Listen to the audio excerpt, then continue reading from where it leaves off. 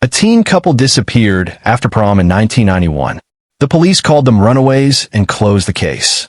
10 years later, a teenager found something in an old well and forced the entire town to face what really happened that night. Before I begin, thank you for watching Minority Struggles. Let me know in the comments, where are you watching from and what time is it there? It really means a lot to know you're here with us. We're in this together. Now, let me tell you what really happened. Cypress Bend, Mississippi had a way of swallowing sounds. At least, that's what Monique Baptiste used to say. The stillness of the fields could mute even a train whistle if it tried hard enough. And on prom night, the silence lingered long after the music faded. The gymnasium at Cypress Bend High still pulsed faintly with the ghost of a Luther Vandross slow jam as the last few students drifted out beneath strings of silver balloons. It was the spring of 1991, and the humid southern night clung to skin like a whispered secret. Darnell D. Washington adjusted his bow tie and glanced at the girl leaning against his chest. Monique, or Mo to those who loved her, had her heels dangling from one hand and her head tilted against his shoulder. "You sure you want to go out to the river?" he asked, his voice low. She looked up at him, her eyes tired but shining. "It's our spot, isn't it?" He nodded, then kissed her temple. "Let's make it one more night to remember." They weren't the flashiest couple at prom, but everyone knew D and M.O. They were the kind of love story that made teachers smile and freshmen sigh. D was captain of the debate team, M.O. led the school choir.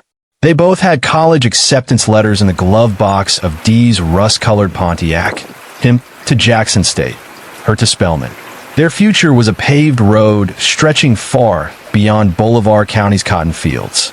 Around Mo's neck hung a half-heart locket engraved with DW. Inside was a tiny black and white photo of D, tucked behind the scratch plastic. D wore the matching half, with her face inside. They'd saved up to buy it together, one heart split in two, always touching. The drive to Lover's Leap took 10 minutes along the edge of the river. The spot wasn't much, just a flat clearing near a bend in the Yazoo River, where teenagers want to feel older than they were. Cypress trees leaned over the bank like eavesdropping elders, and the water lapped quietly against the roots. D parked under the hanging branches. The radio played quietly. High Fives, I Like the Way hummed through the static. "I wish we could just freeze this," Mo whispered, resting her bare feet on the dashboard. "Stay like this forever." D reached over, took her hand. "We've got forever, remember? You and me. Nobody's stopping that." But something shifted then. Headlights pierced the trees, and a truck rumbled up behind them. D straightened. Mo sat up. The voices came before the doors even slammed shut. Loud, laughing, already on the edge of mockery. "Look what we got here," someone called out. "Prom royalty?" 3 white teens approached, older, maybe 19 or 20. They wore Planters Ridge Letterman jackets. That told D all he needed to know. Planters Ridge was a nearby enclave, the kind with gates, private roads, and fathers who sat on county commissions. D had seen these boys before. One of them, Brent Covington, had a long memory and a short temper. D once beat him in a regional debate tournament. The loss had never sat right. "Didn't know they let folks from the backside of the tracks have limos and tuxes now," Brent sneered, circling the Pontiac. "Didn't know they let idiots out past curfew." D shot back, trying to keep his voice calm. Brent's friends snickered, but the mood darkened. One of them knocked a fist on the car roof. "You running that smart mouth with her in the car?" He jeered, eyes locked on Mo. "Back off," Mo said sharply. "We're leaving." D started the engine. Gravel kicked up behind the tires as he reversed out. The headlights of the truck lit their faces for a moment, and Mo gripped D's arm. "I don't like this," she whispered. "They ain't just drunk. They're hunting something." D's hands were tight on the wheel. "We're almost out." They'll let it go. But the truck followed, all the way down the dark stretch of County Road 12. Its high beams beamed into the rearview mirror, blinding. Mo turned in her seat, eyes wide. The truck edged closer, once swerving sharply like it wanted to tap them. "Don't stop," she said. "I won't." They made it back toward the lights of town. Just before the turn toward the highway, the truck veered off onto another road. They never said anything to their parents. They didn't want to ruin the night. But by morning, Dee and Mo were gone. Gloria Washington waited until 2 a.m. before calling anyone. She knew her son wasn't the kind to sneak off, not with college ahead and church in the morning. Clarence Baptiste called the Baptiste cousins in town, then the school principal. By dawn, they stood outside the Bolivar County Sheriff's office with tear-filled eyes and hope clinging to their throats. Inside, they met Desk Sergeant O'Malley, who didn't look up from his clipboard. "Runaways?" he muttered.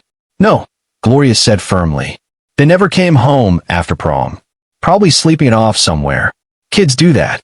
"They're not like that," Clarence insisted. "Our daughter's choir leader. His boy's a straight-A student. We think." "You think too much," said a new voice.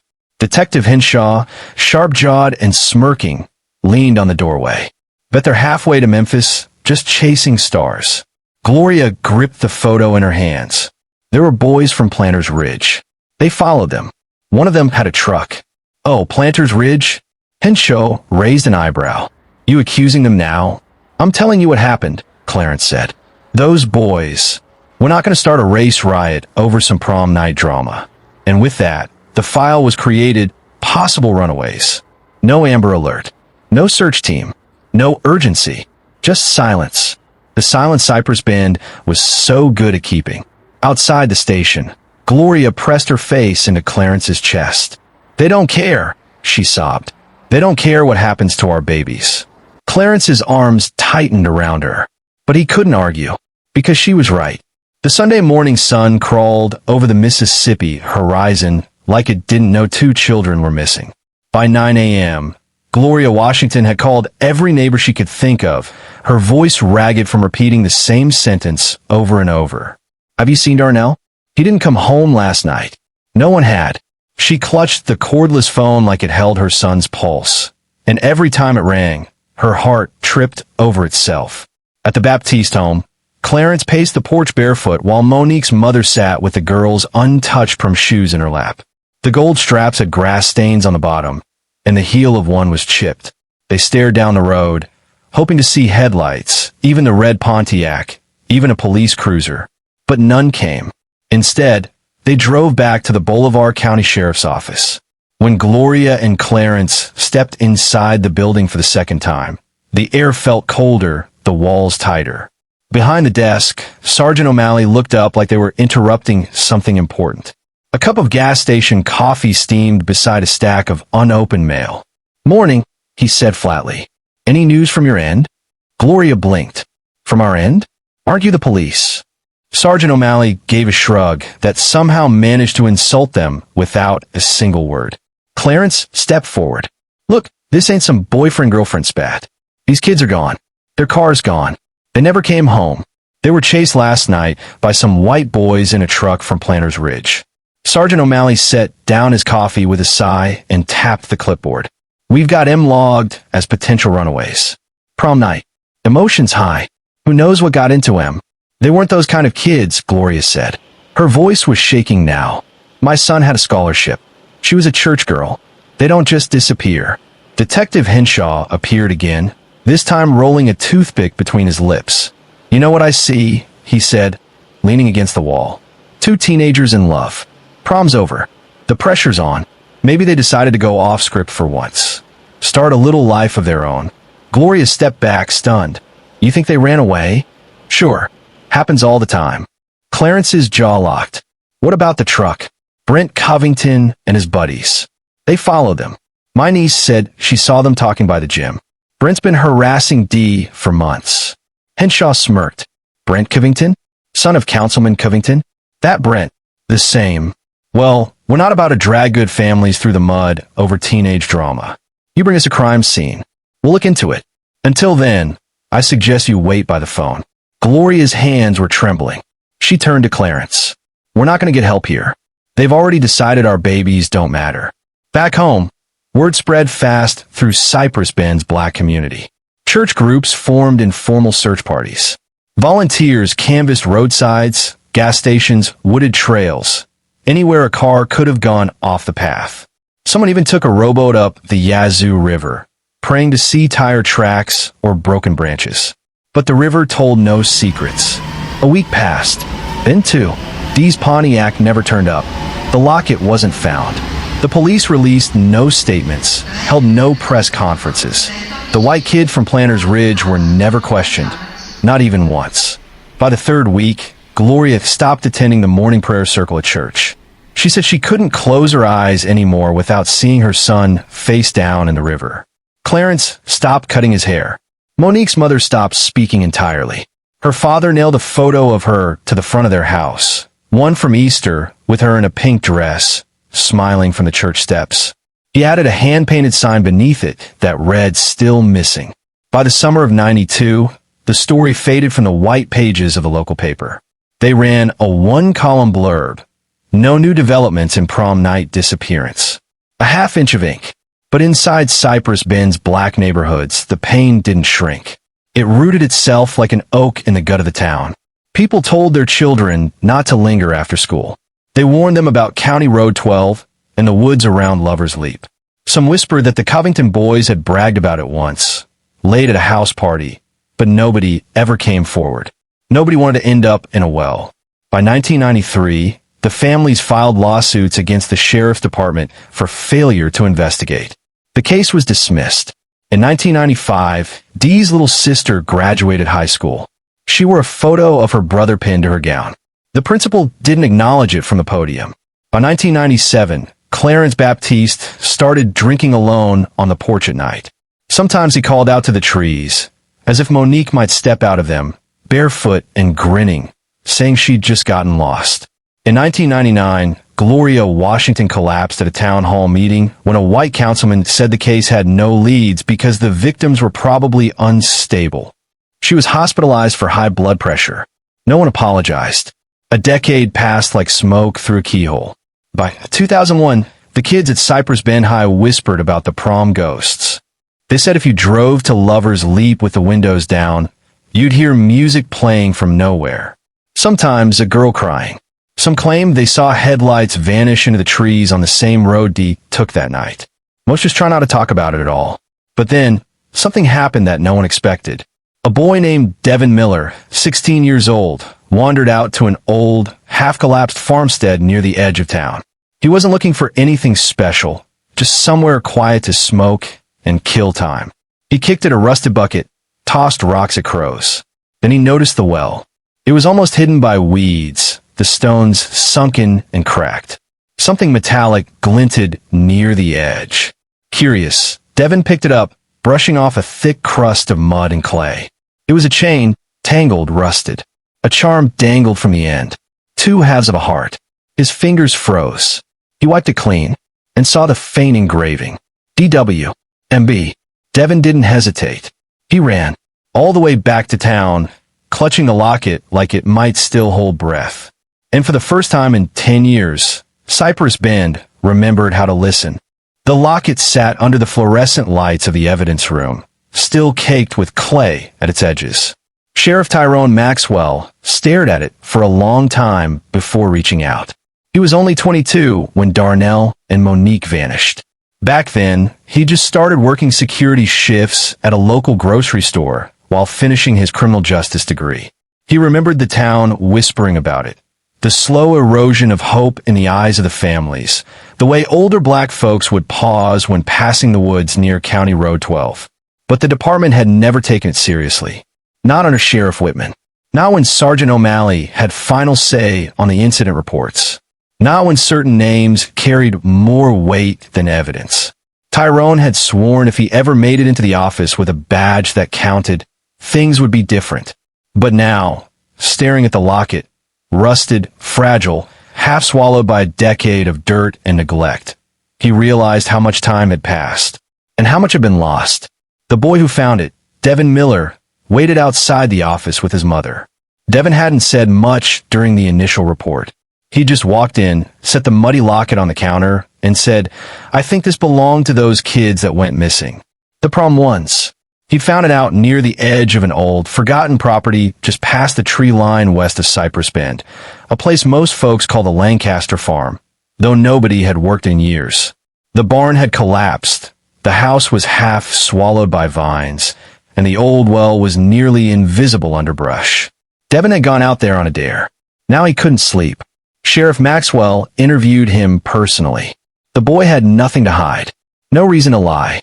Just a good head on his shoulders and a terrified look that hadn't left his face since he touched the heart-shaped charm. It was buried in some vines next to the well, Devin explained. I wasn't digging or anything. I was just poking around with a stick and saw something shiny. Thought it was a soda can. Sheriff Maxwell thanked him, promised to follow up, and ordered the area sealed off within the hour. News traveled fast in small towns, especially when it had been bottled up for 10 years. Gloria Washington got the call just past midnight. Her voice was hoarse when she answered, but she didn't hang up.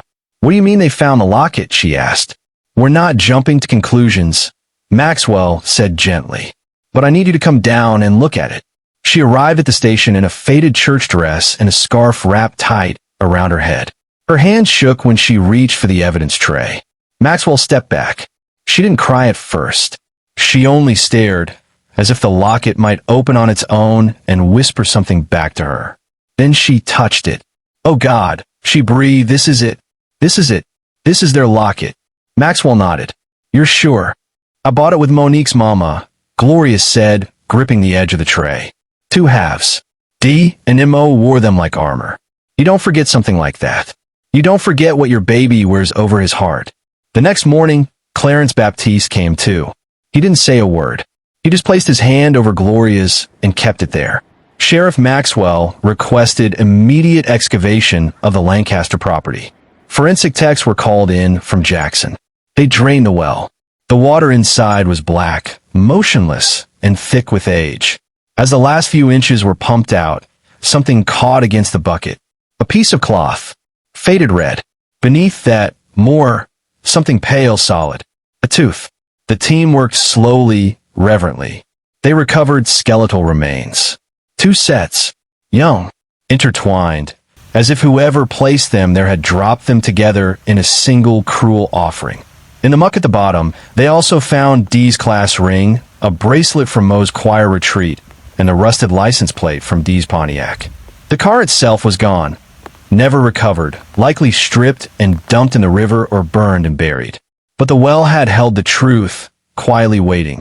Word of the discovery spread through Cypress Bend like a wound reopening. Some wept. Others gathered at the edge of the yellow tape with bowed heads and quiet hymns. Pastor Hill led a candlelight vigil that night. Over 100 people came, even some who hadn't known the teens personally. Because it wasn't just about Dee and Mo anymore. It was about every time someone had been told their pain didn't matter. Every time the sheriff's office had yawned through a report. Every time a mother's tears had been ignored. Sheriff Maxwell stood near the edge of the crowd, watching the flicker of flames reflected in the glassy river nearby. The locket was now sealed in evidence, but its weight still sat in his palm. The cold case was officially reopened. Maxwell dug into the old records, which were barely more than a few notes and a photocopied flyer. The original statements from Gloria and Clarence had been buried under newer files. No real witness interviews. No follow-up on the planner's ridge names mentioned. One name kept surfacing, though, Brent Covington. In 1991, Brent had been 19, the son of Councilman Walter Covington. Not just wealthy, protected. According to school records, Brent and his friends had left prom early and been seen out near County Road 12 by multiple students. But no official statements had ever been taken. Maxwell tracked down those old classmates, now in their late 20s. Most were hesitant to talk. A few had moved away. But one, a woman named Cassandra Miles, agreed to meet. I remember that night, she said quietly, sitting across from Maxwell at a diner booth. I saw Brent and them. They were drinking, loud, and talking about teaching some punk a lesson. I didn't say anything back then because I knew they'd come after me next. Everyone was scared of them. Maxwell leaned forward. Did they mention Dee or Monique by name? No, she said, but everyone knew Brent had it out for Dee. He hated how smart he was. How confident. Said Dee didn't know his place. Maxwell left the diner with his jaw tight. The well had given them bones. Now he needed names to match the crime. But justice, he knew, was already 10 years too late. The well had gone quiet again. The police tape around the Lancaster farmstead flapped weakly in the wind, but no one dared step close. Cypress Bend had never seen a real forensic team before. Not like this. Hazmat suits, high-powered lights, drones.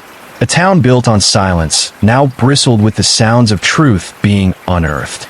Sheriff Tyrone Maxwell stood on the edge of the cordon, his boots rooted in the dry grass. Behind him, trucks hummed and clipboards flipped, but he kept his eyes on the well. The forensic divers had pulled everything they could. The 2 sets of skeletal remains, clothing fragments, metal objects, and long-degraded traces of fabric and organic material. The medical examiner from Jackson confirmed what everyone already knew in their bones. The remains belonged to 2 adolescents, consistent with the size and age of Darnell Washington and Monique Baptiste. But it was the locket that made everything real. Waterlogged and rust-pitted, it had fused slightly shut from corrosion. When one of the technicians opened it with surgical tweezers, the room fell still. Inside, the tiny photographs were barely recognizable. The paper warped, the faces smudged by time. But even distorted, it was clear enough. The same photos Gloria and Clarence had helped select a decade ago. The same faces they hadn't seen since prom night. Maxwell placed the locket in a secure case and brought it back to the families himself. They were waiting together now. Gloria and Clarence had begun spending more time on the old church grounds, away from reporters and gawkers. Clarence brought folding chairs and sat under the oak tree in silence, while Gloria knit rows and rows that never seemed to become anything. Just loops of motion to keep her hands busy. When Maxwell approached with the case, Gloria didn't stand. She didn't have to. She knew. "It's them," he said quietly. "We don't need DNA. It's them." She took the box with both hands, her knuckles pale. For a moment, she just held it against her chest. Then she whispered something Maxwell couldn't hear. Maybe it wasn't meant for him. That evening, the church bell rang for the first time in years. Not for a wedding, not for Sunday service, but for 2 children whose names had been forgotten by the people with power and kept alive only by the ones who had none.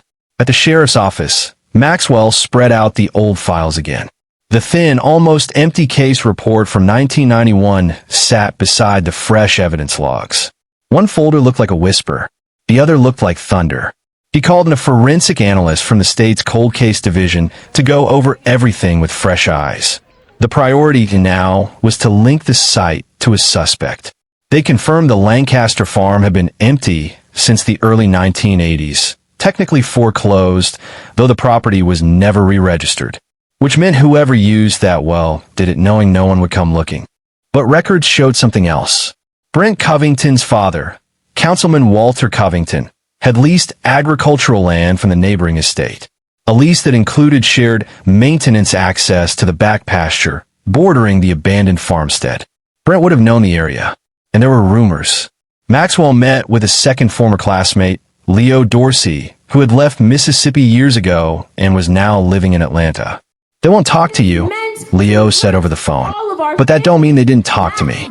Back in '94, Brent was drunk at some bonfire. Said he'd put that boy in his place. I thought it was just bragging.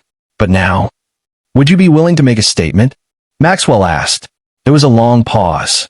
"I'll write it, but I won't come back. Not for that town." Maxwell understood. He didn't press. Back in town, the autopsy reports arrived.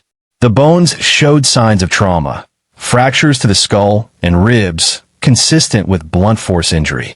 Defensive wounds. The examiner couldn't say for sure if the teens were killed before being dropped into the well or left to die at the bottom. Either way, it was murder. Premeditated. Cruel. Maxwell met with the district attorney 2 days later. He laid out everything. The remains, the locket, the trauma indicators, the links to the Covington lease, the statements from Cassandra and Leo, and the original negligence of the 1991 investigation. The DA listened, his jaw tight, but he was already shaking his head. "This is circumstantial," he said. "It's compelling. It's emotional," the DA corrected. "And I don't disagree with your conclusion, but we don't have direct evidence. No murder weapon, no DNA, no fingerprints, and the original case is too contaminated. Any good defense lawyer will destroy this in 10 minutes. Maxwell stared at him. "So Brent Covington walks? I'm saying we'd lose. And if we lose, that's it. Double jeopardy." You'll never touch him again. Maxwell left the meeting with a storm boiling behind his ribs. He drove for an hour without turning on the radio. He didn't stop until he reached the bridge outside Cypress Bend, the one overlooking the stretch of river near Lover's Leap. He got out and stood by the rail. Below, the water moved quietly, as if nothing had ever happened. The next day, he called Gloria and Clarence to his office. He told them everything, not as a cop, but as a man who couldn't look away anymore. They listened, motionless. Then Gloria asked, "Will he ever be charged?" Maxwell paused. "I don't know, but I promise you, the story won't die again." She looked at the photo of D and M.O. on the corkboard behind him, two bright smiles trapped in a senior year photo. "They weren't just a story," she said. "They were our children." "I know." She stood. So did Clarence. "We want to bury them," Clarence said. "For real this time." And so they did. A week later, two caskets were laid side by side in Cypress Bend Memorial Cemetery. The entire community came, old classmates, church elders, even the new generation who only knew them as legends. The locket sat in a glass case on the altar, closed, but unforgotten. Maxwell didn't speak at the service. He didn't need to. The silence said enough. And in that silence, for once, Cypress Bend finally felt the weight of what it had lost. The well was filled in.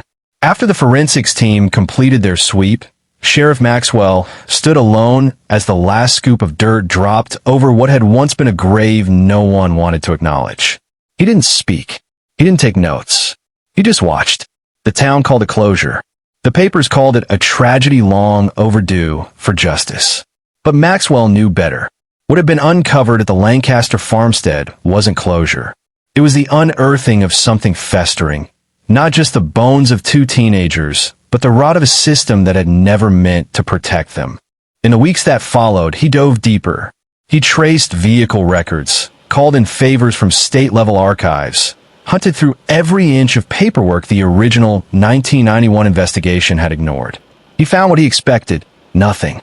There is no sign that Brent Covington or any of his friends had ever been formally questioned. No photos from prom night, no police sketches, no canvassing of County Road 12. Just one thick black marker line across the words Planters Ridge in an old officer's notes. Maxwell met with Cassandra Miles again, this time at her home just outside Greenwood. She found an old yearbook from her senior year. In it, taped to the back of one page, was a folded note, yellowed with time. She didn't remember who had given it to her, only that she was too scared to show it back then. It read, "They didn't come back. Nobody's going to care." BC made sure of that. There were no initials, no names, but the timing matched. And BC wasn't hard to guess. Maxwell turned the note over. Faint smudges where fingerprints might have once been. Useless now, but it was something. Another whisper in the dark. He drove straight to the Covington estate. The same gate still loomed, wrought iron and pointless.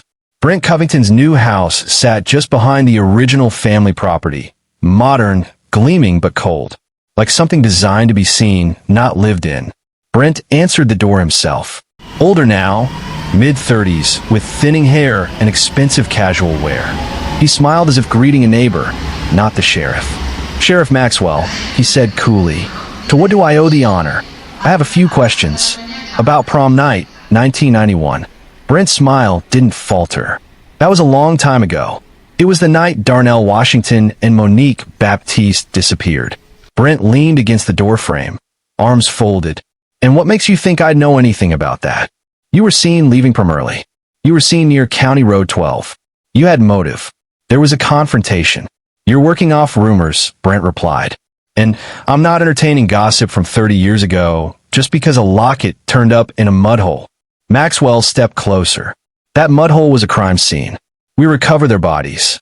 They were beaten and dumped. And someone made sure the original investigation went nowhere." Brent's eyes narrowed. "Are you accusing me of something?" "I'm stating facts. And I'm telling you, this won't fade." Brent shook his head slowly. "You're a sheriff in Bolivar County. You have no evidence, no confession, no leverage. My father isn't around to protect me anymore, but I don't need him. You're wasting your time." Maxwell left with the weight of that door slamming behind him echoing through his ribs. He knew Brent was right, legally, but something in that man's calm disgusted him more than any threat ever could. He wasn't afraid, because he had never been held accountable for anything in his life, and he didn't expect that to change. At the station, Maxwell reviewed the forensic lab's latest report. Mixed in with the bones and debris at the bottom of the well were fragments of burned tire rubber and melted plastic, consistent with vehicle disposal. The theory was forming. After killing D and MO, the perpetrators stripped the car, burned the shell elsewhere, and dumped identifiable parts into the well to erase any trace. It was efficient, calculated, and likely done with adult help. Maxwell contacted the environmental department to request satellite imagery from 1991. Most of the data was lost or corrupted, but in one blurry frame, a patch of scorched earth appeared in a clearing 5 miles from the Lancaster site. The burn pattern matched a vehicle fire. It had never been reported. He visited the site personally. It was overgrown now, but under the brush, his team uncovered melted aluminum and the base of a rusted-out chassis. Too far gone for forensic confirmation, but close enough to make a case in the public's mind. And that's when Maxwell changed strategy. If he couldn't convict Brent Covington, he'd expose him. He called a press conference. Under a pale Mississippi sky, Sheriff Tyrone Maxwell stood before a podium outside the Bolivar County Courthouse. Reporters flanked him, cameras aimed and ready. Gloria Washington and Clarence Baptiste stood to the side, silent but present. The heart-shaped locket hung from Gloria's wrist like a promise. Maxwell didn't name Brent directly, but he painted a picture vivid enough for everyone to connect the lines. A group of affluent boys from Planters Ridge, a confrontation, an ignored police report, a cover-up. He showed photos of the locket, the well, the recovered items. He laid bare the system that let killers sleep soundly for a decade while parents buried empty hopes. The town listened and trembled. That night, Maxwell's office received 2 anonymous calls. Both came from numbers traced to Greenwood. One of them was short and breathless. "I saw what they did," the caller said. "I was there. I didn't stop it. I couldn't." "Who's they?" Maxwell asked. But the line went dead. The DA still refused to file charges, still claimed the case was too thin. But the public wasn't so quick to forgive. Brent Covington lost his corporate board seat 2 weeks later. His real estate deals dried up. Protesters stood outside his gate every Sunday. And inside the Baptist church, beneath a simple stained glass window, 2 headstones were placed side by side. Darnell D. Washington, Monique M.O. Baptiste, together in life, together in rest. Their portraits were etched into the stone. Not the smudged versions trapped in that locket, but full smiles, bright and brave. Beneath them, a line carved deep enough to last. "We were here. We mattered. We are not forgotten." And in Cypress Bend, the silence finally cracked. Autumn came heavy to Cypress Bend. The leaves turned slow that year, and the air hung damp with a kind of ache. The town had returned to its routines: Sunday sermons, school bells, early store closings, but something beneath it had shifted. There were fewer jokes about runaways, fewer sideways glances when someone brought up race or power or loss. People still whispered, but now they whispered about the Covingtons. Brent Covington stopped appearing in public. His once polished name had become a curse in local circles. His mother moved to a condo in Baton Rouge. His family's land, thousands of acres that had once fed the county, sat idle. Grass overgrew the fences. Vultures nested in one of the grain silos. Sheriff Maxwell hadn't closed the case, but he'd accepted the weight of what had become. Not a clean conviction, not even justice by the law's standards, but a wound reopened in public, laid bare for all to see. And in a place like Cypress Bend, where wounds usually festered in silence, that was no small thing. He kept the locket in his drawer, not as evidence, as memory. Sometimes late at night, he'd take it out and hold it in his hand, one half still bent slightly from the water damage. The tiny portraits had been restored as best they could, but the faces were still blurred. It didn't matter. Anyone who had known D and M.O. could see them clearly without it. One evening, Maxwell received a letter. It was unsigned. The envelope bore no return address. But inside was a single photo. 3 boys in formal suits, standing near the gym on prom night, 1991. One was unmistakably Brent. The others, still unknown. In the background, barely visible, was Dee's rust-colored Pontiac. You could just make out a Mo in the passenger seat, her head turned toward the noise. Scrawled on the back of the photo in shaky handwriting. They followed them from here. Maxwell called in his forensics team. The photo was genuine. It had been taken on prom night. If it had surfaced 10 years earlier, it might have been a smoking gun. Now, it was a whisper too late. But he showed it to Gloria and Clarence anyway. They stared at it for a long time in the sheriff's office, seated side by side. Gloria touched the edge of the photo like it might crumble. "Proof," she murmured. Clarence nodded slowly. "It's always been the truth. Now it's just written down." Gloria didn't ask what would happen next. She didn't need to. They'd long stopped expecting anything from the courts. Their fight had never really been about revenge. It was about being heard. And now, they were. In the weeks that followed, the school board approved a memorial to be installed on the grounds of Cypress Bend High. A granite bench beneath the old oak tree in the courtyard, where students often sat between classes. Carved into the backrest were their names. In loving memory of Darnell Washington and Monique Baptiste. Class of 91. A love the world, try to silence. The unveiling ceremony drew nearly the entire town. Alumni flew in. Journalists returned. Pastor Hill offered a prayer that shook even the most hardened among them. Gloria wore all white. Clarence held her hand. Maxwell stood off to the side again, like he always did, nodding quietly as they spoke. A student stepped forward to sing a solo Missouri had once performed in choir. His eye is on the sparrow. Her voice trembled on the first verse but soared through the second. People cried. Even people who'd said nothing in 1991. Afterward, Gloria approached Maxwell. "Thank you," she said. He looked down, humbled. "I didn't do enough. Not soon enough. You did what you could, when others wouldn't." She paused, then added, "I think they would have liked you." Clarence reached into his coat pocket and handed Maxwell a folded square of fabric. A handkerchief, old and worn. "It was in Darnell's choir robe," he said. "We thought it belonged with someone who still carries him." Maxwell took it with both hands. The bench became a place where students left flowers on prom week. A place where kids sat when the world felt too loud. Where teachers sent students who needed quiet, not punishment. The janitor started calling it the promised bench. No one corrected him. Brent Covington eventually moved to Florida. He sold off the last of his father's land in silence. No public apology ever came. No confession. Just the quiet rust of a man retreating from his own reflection. Years later, when the story of D&MO was picked up by a national podcast, Maxwell gave a single interview. He didn't name names. He didn't blame the town. He just said, there are stories that never got told right the first time. This one was never told at all. The episode went viral. Suddenly, news vans returned. People started asking harder questions about Bolivar County's history. Parents in Planters Ridge started looking sideways at their family photo albums, wondering what else had been hidden in the glossy edges. One more anonymous letter arrived in 2003. It contained only 3 words. "We were there." Maxwell turned it over. No name, no fingerprints. But that was enough. Someone had carried the guilt, but not enough to do the right thing. Gloria and Clarence grew older. They never left Cypress Bend. They tended the cemetery plot every Sunday morning. Fresh flowers, trimmed grass, a gentle polish of the carved names. Gloria sometimes hummed, when she worked, the same hymns Mo used to sing while doing chores. One spring, a group of students approached them after church.